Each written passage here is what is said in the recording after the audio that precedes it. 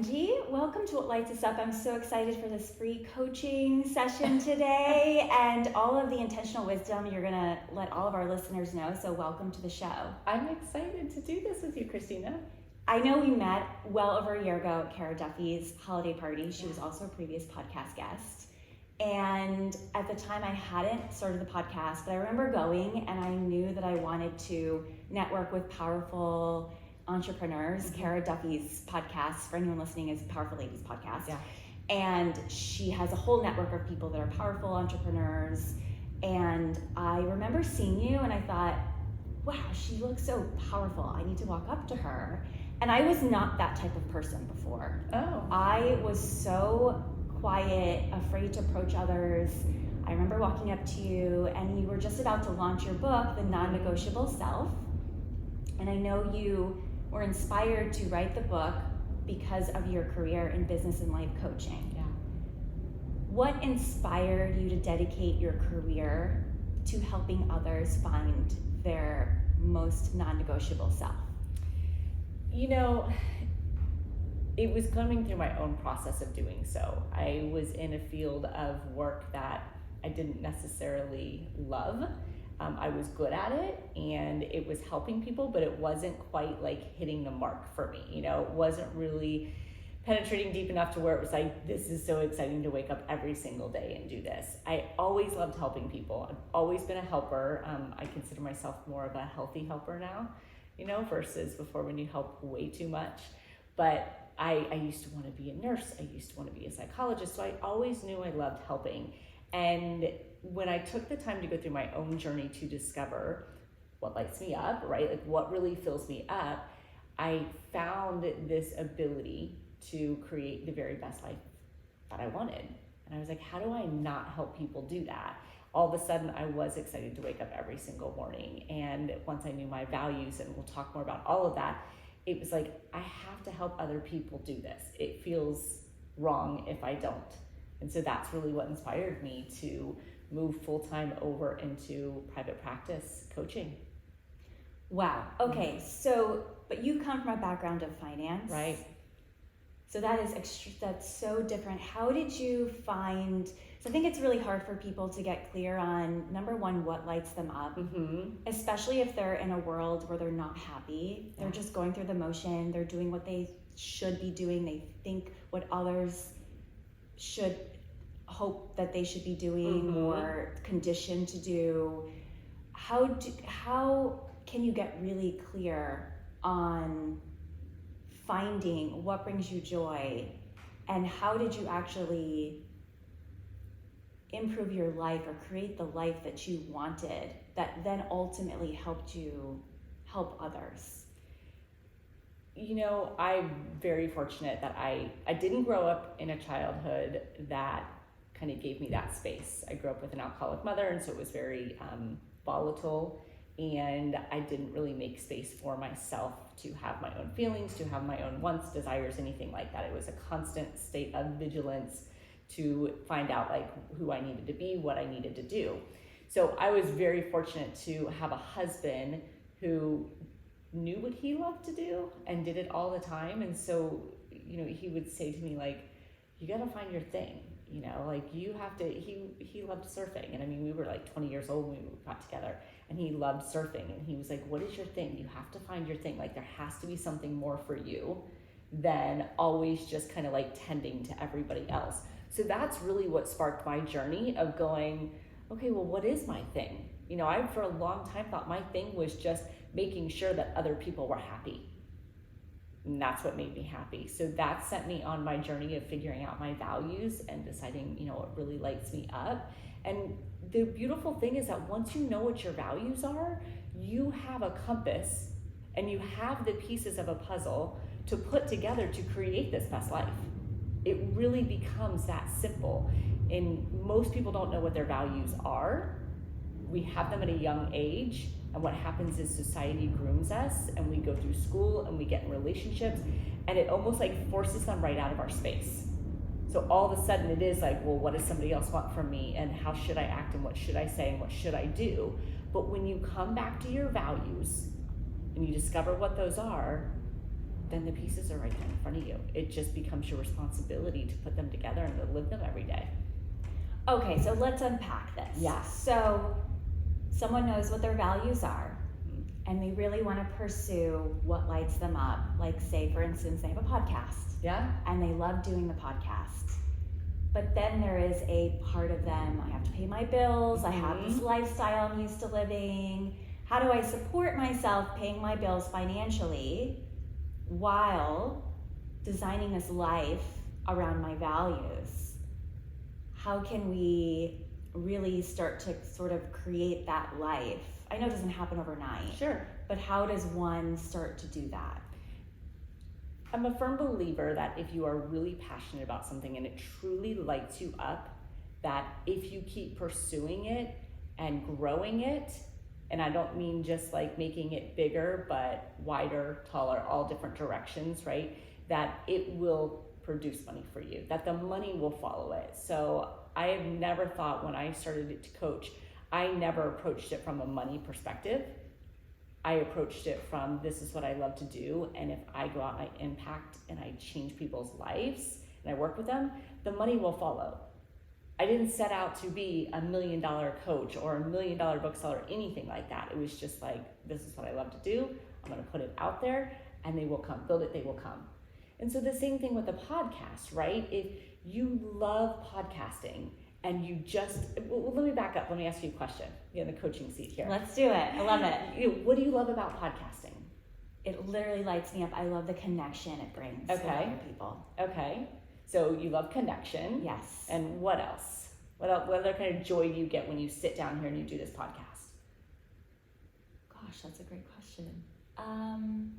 It's mostly about the connection and getting to know someone's story and inspiring others. Okay, great. So getting to know someone's story, that's learning, right? Regardless of whether it's an education or something, you're learning something new. Yes. You're learning something new and then you're impacting others. So you've got 3 big pieces there. If you look at those pieces and constantly think, how can I learn more? How can I impact more? How can I connect more? You are naturally going to start building a bigger podcast. Right? Who's the next big story I want to learn? How can I get, I don't know how many people watch your podcast or listen to your podcast, but say you've got 1,000 people watching your podcast. If you really love to impact, then you're going to go, how do I get 2,000 people? How do I get 10,000 people? And so when you do that, what's going to happen? You can't have a great big podcast out there and not monetize it. Right. Naturally, people are going to come to you and go, Christina, I love your podcast. Can you talk about this on it? Can I advertise on your podcast? So if you know the values of why you're doing something and you just keep pursuing them relentlessly, the opportunities of the money are going to come. So it's patience. It's about having patience. It's patience, but it's also intention, right? Like if you just said, well, I love to impact people and I hope my podcast just keeps growing. Well, that's a different approach, right? I call that waiting, not creating. But if you go, I love to impact people and I want to 10x the amount of people I'm impacting, now we're going to get into that creating phase. How do I create that? So I started this podcast out of an inspiration, out of self-discovery. What was it? So I self-published a cookbook. I know when we met, I mentioned that. And there was a certain light from that cookbook that brought me so much joy when I shared my story with others. Mm-hmm. And again, going back to the part where I used to be so afraid to be seen, the cookbook forced me to go to markets, connect with people that I normally would have never done. Mm-hmm. And I was inspired. I just felt this calling to have conversations with others who have also created passion projects that have literally lit them up.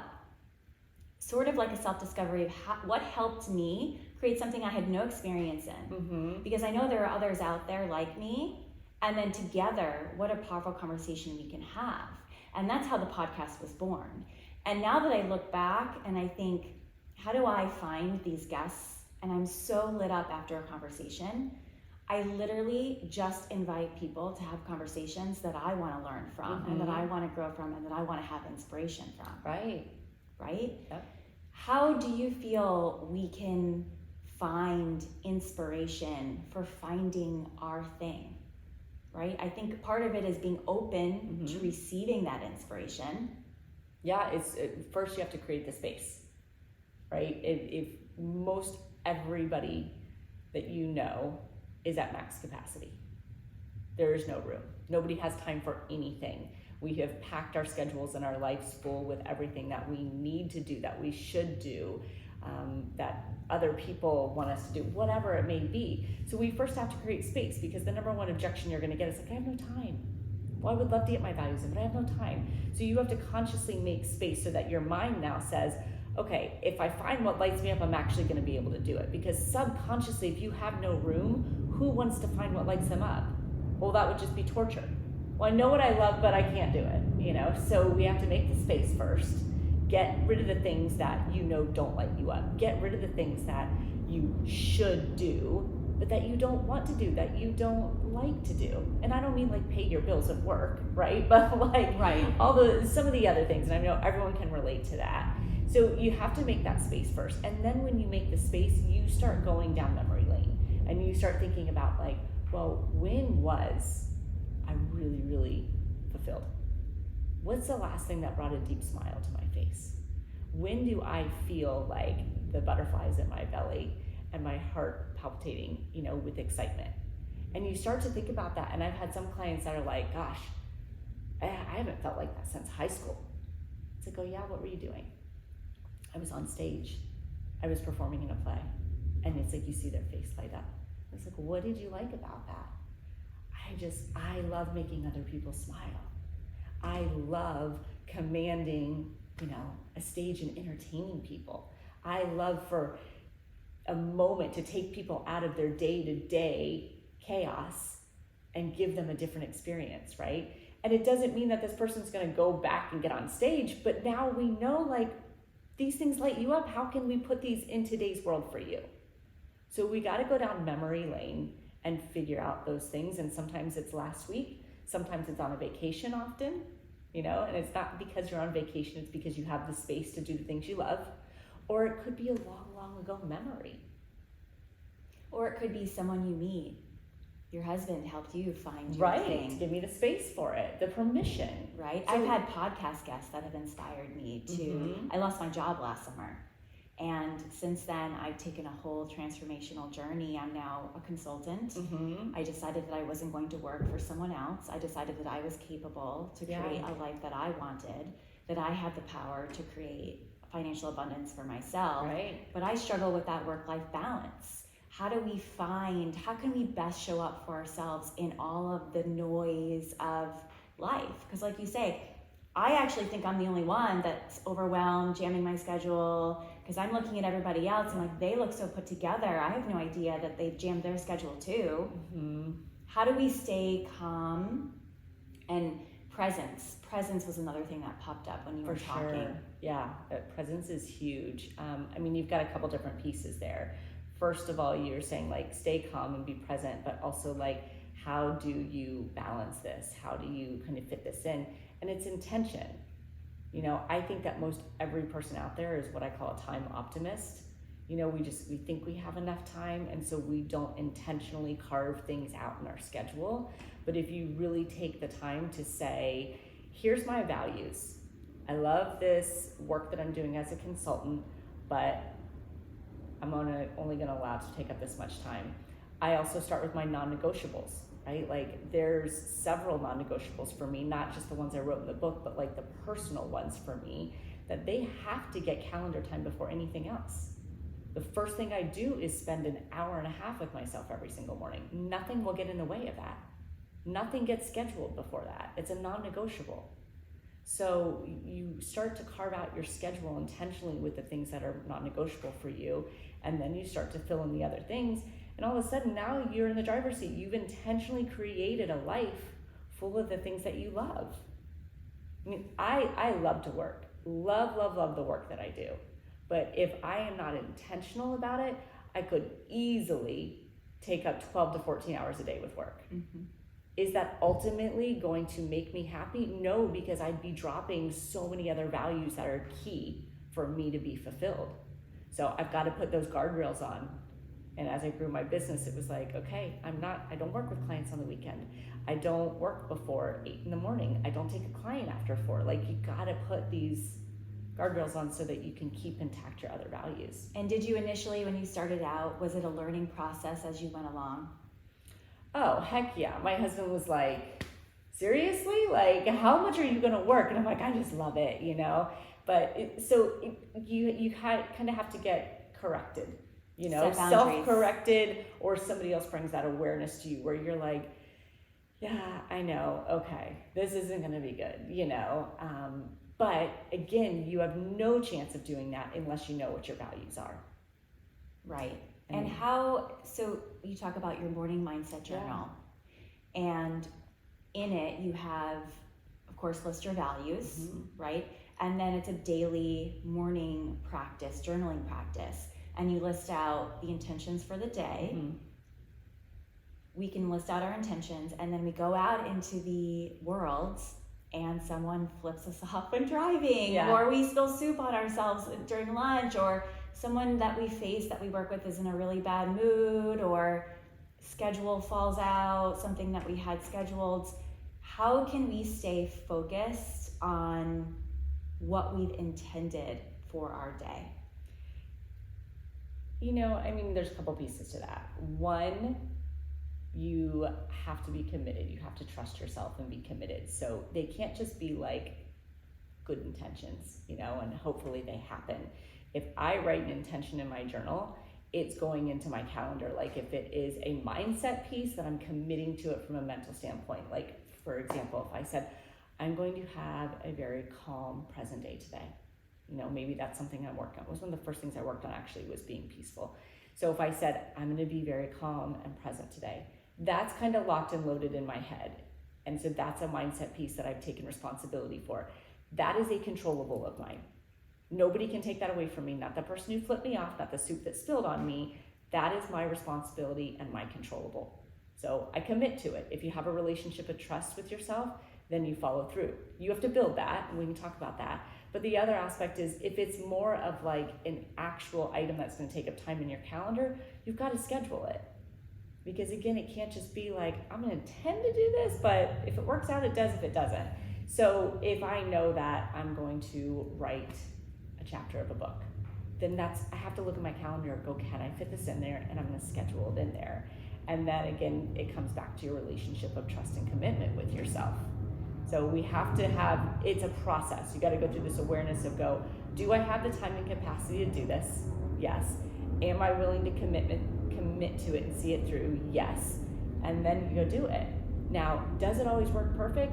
Absolutely not. I failed miserably at all my intentions the other day. I opened up my journal the next day and I was like, okay, well, that was an epic fail, you know?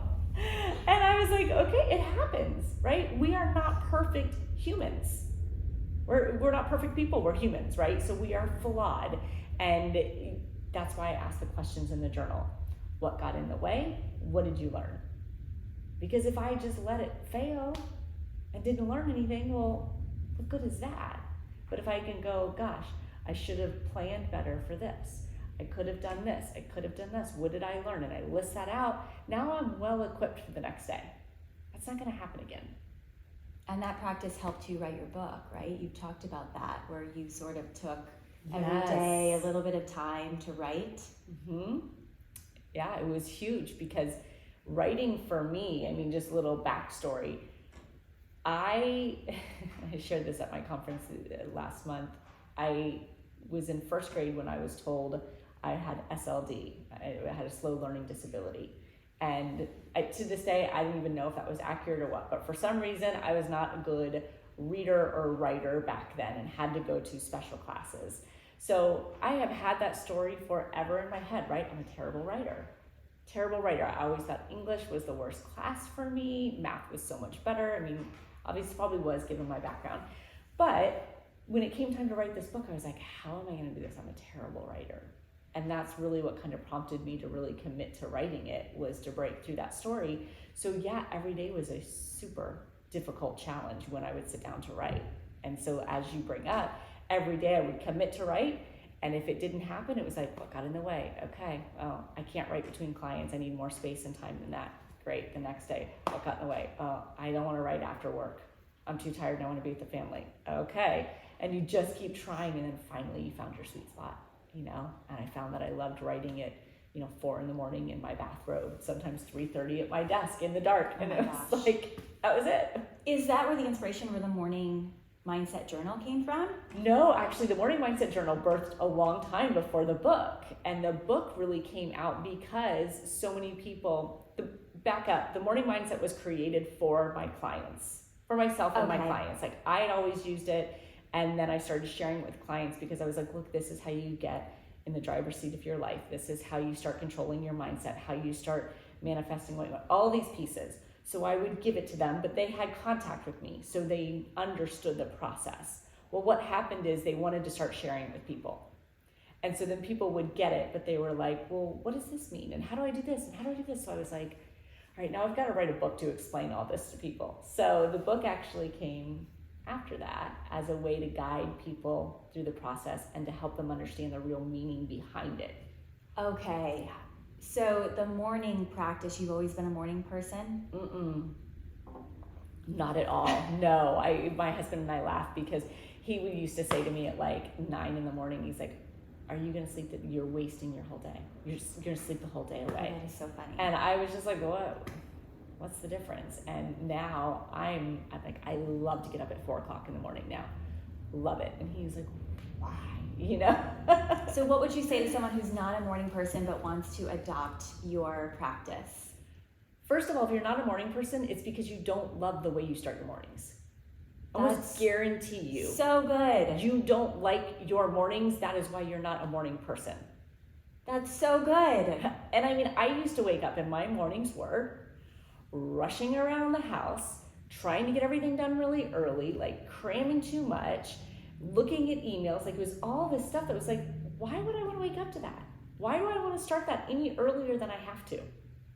But when I started to go, I get to sit in my robe with my coffee and I get to journal and I get to read and I get to think about what I want in my day and I get to create the day that I want that creates the life that I want.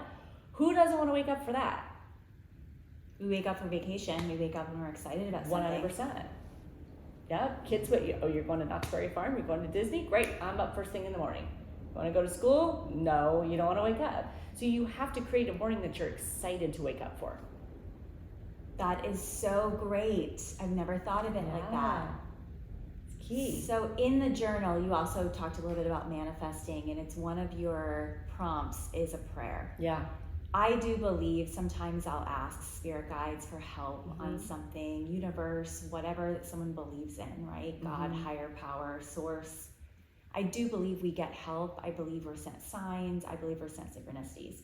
It's hard to see the signs when we're so busy, going back to that point of really creating space to really think and get clear. How do you think we can manifest our desires? Is it strictly by intentional action? Is there energy that plays into that?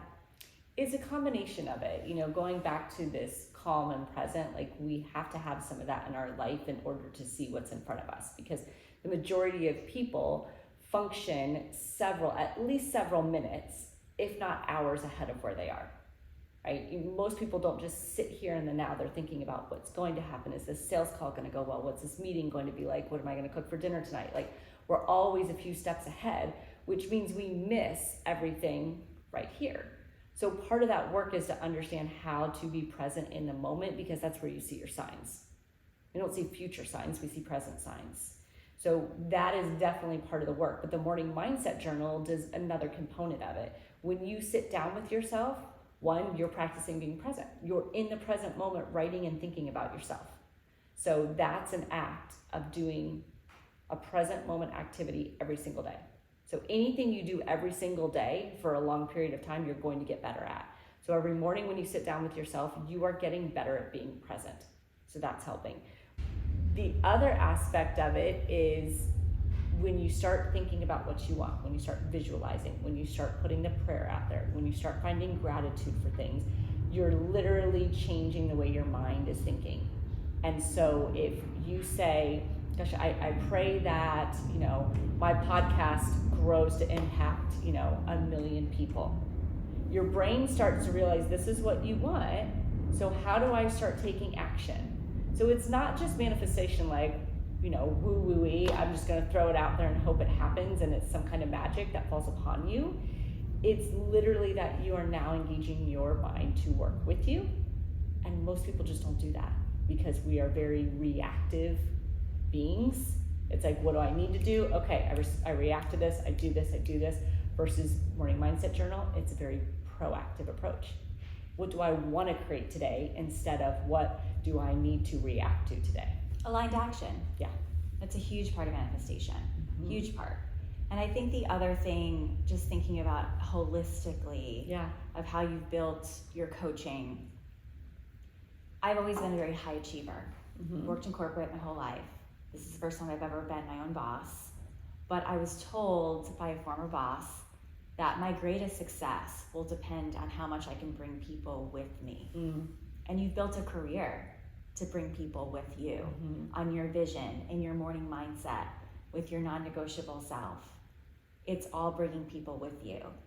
How can we learn to let go of that high achiever, people-pleasing, controlling aspect of self and allow to bring people with us? Because all we want to do at the end of the day is inspire.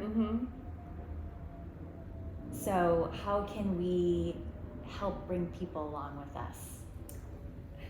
Even in the way you worded it's funny because as you're saying, like, you're bringing people with you, like I'm sitting here going, I'm coming with them. I'm helping them figure out where they want to go. It's their journey. Like this whole thing, yes, I've written a book and I have my morning mindset journal and I have my vision for my business, but it's really about like, how can I help you get where you want to go?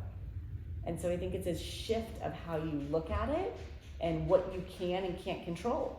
If you can, control your actions, that's great, but you can't control whether people come with you.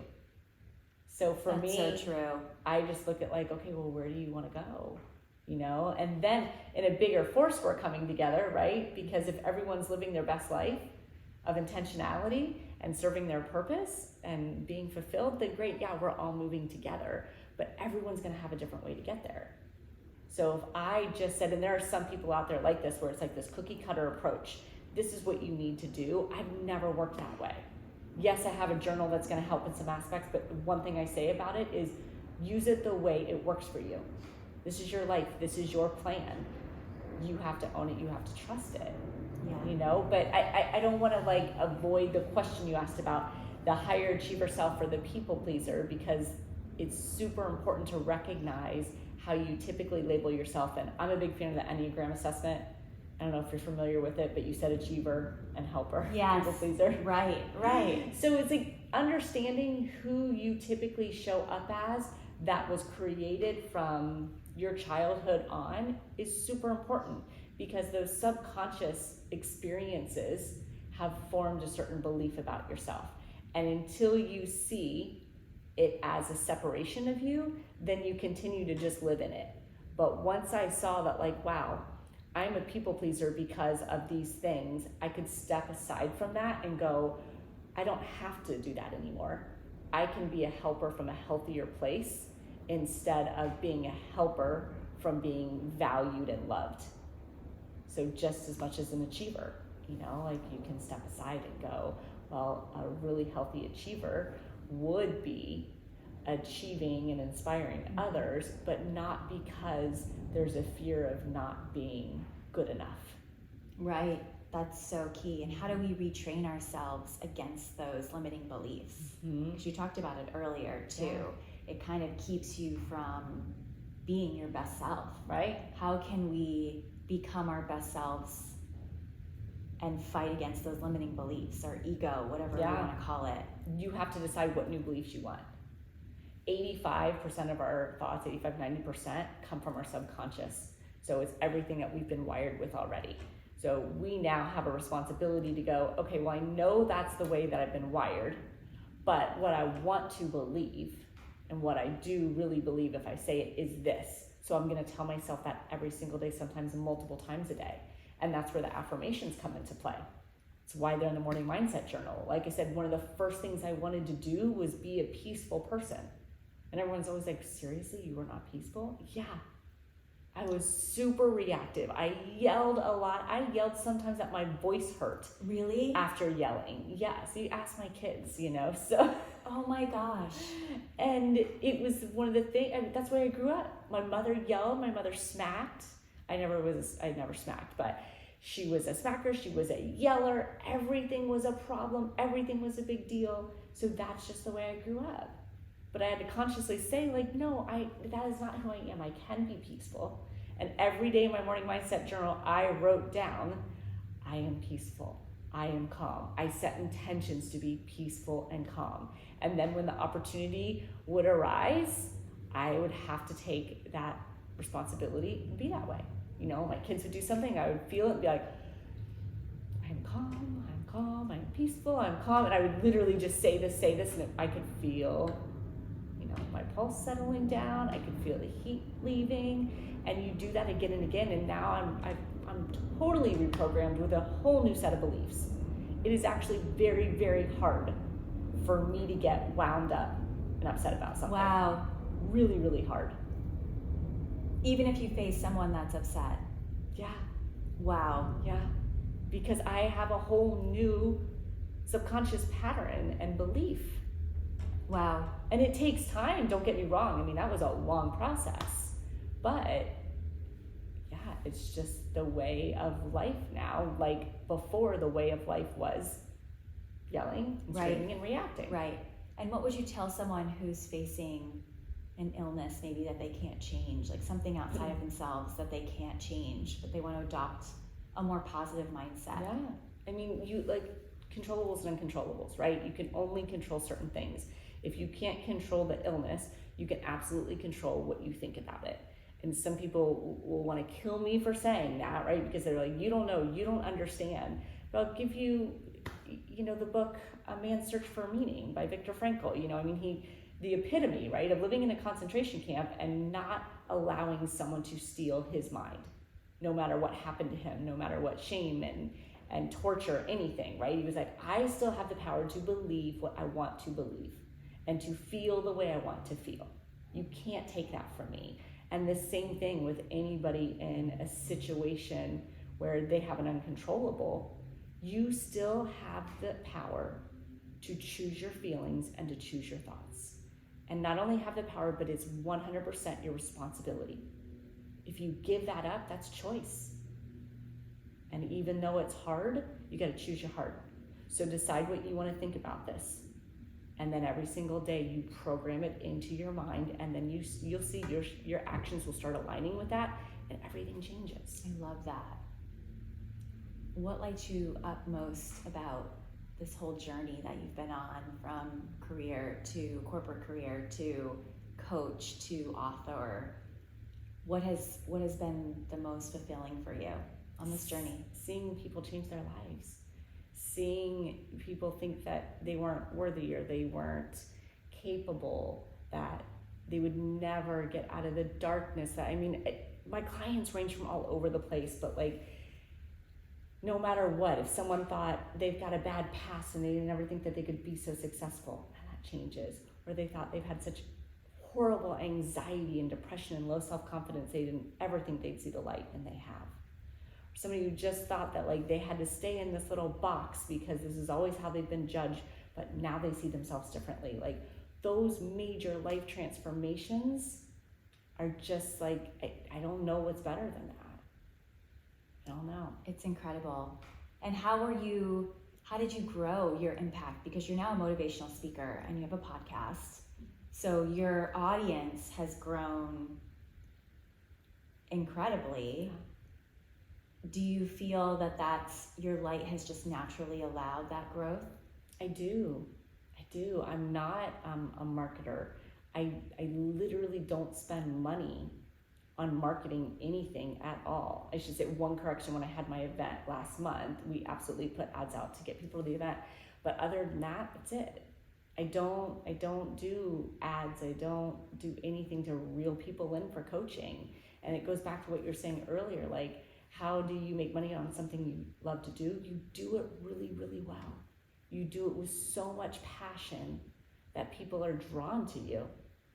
And that's just kind of how it happens. It's how the following is grown. This is not a business to me, first and foremost. It's a way to help people, you know?